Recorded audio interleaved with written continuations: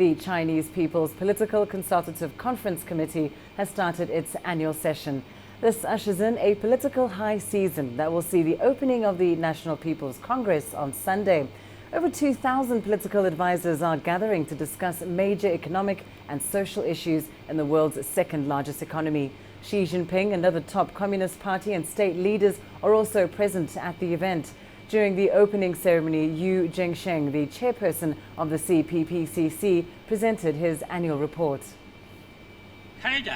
We will carry out public diplomacy and cultural exchanges and increase the CPPCC's international communication with a focus on informing others about the system of multi-party cooperation and political consultation that exists under the leadership of the CPC, as well as the nature, position and role of CPPCC on increasing awareness of the values, institutional strengths and achievements of contemporary China, and on explaining China's proposition for improving global economic governance and this idea of building an international community of common destiny so as to create a sound external environment. Well, CGTN's Tang Bo is following events at the political session and joins us live now from Beijing.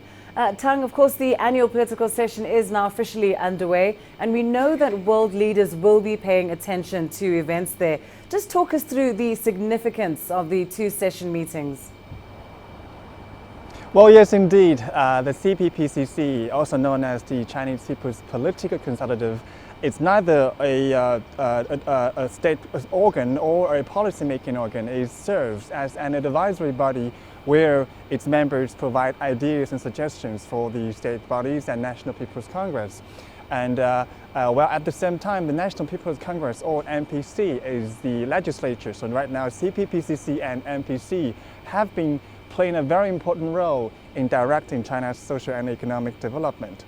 And earlier this afternoon in Beijing, the fifth session of the 12th National Committee of the CPPCC was held here in the Great Heart of the People, where more than 2,000 CPPCC members from across the country, from all aspects of Chinese society, attended the opening meeting where they deliberated and passed the agenda and schedule for the CPPCC National Committee's annual session. And they also heard the work report of the Standing Committee of the CPPCC National Committee, as well as another work report on proposals made since last year's annual session. And these two work reports were delivered by the chairman of the CPPCC, Mr. Zhengsheng, here at the Great Heart of the People. Back to you. And of course, Tang, as you mentioned, the opening took place this afternoon. Just tell us more about what's emerged from the opening, in particular around the themes and the focus of this year's political season. Well, during the opening meeting this afternoon, when the chairman of the CPPCC, Mr. Zhengsheng, said that he looked back on the duty performances of the CPPCC last year in 2016. He said that one of the biggest achievements by the CPPCC last year was on the poverty relief in rural areas across the country. He said that last year, in total, 92 investigative activities were conducted by the CPPCC, and that helped pave the way to the goal of reaching well-off society in China by 2020. And yesterday at the first press conference of the CPPCC, the spokesperson Wang Guoqing said that an investigating team from the CPPCC spent 8 months in Yan'an, in Shanxi province in North China, to do research on local poverty relief programs, which had helped lift thousands of people out of poverty by simply planting apple trees. So CPPCC have been doing a great job in lifting people out of poverty across China, especially in rural area.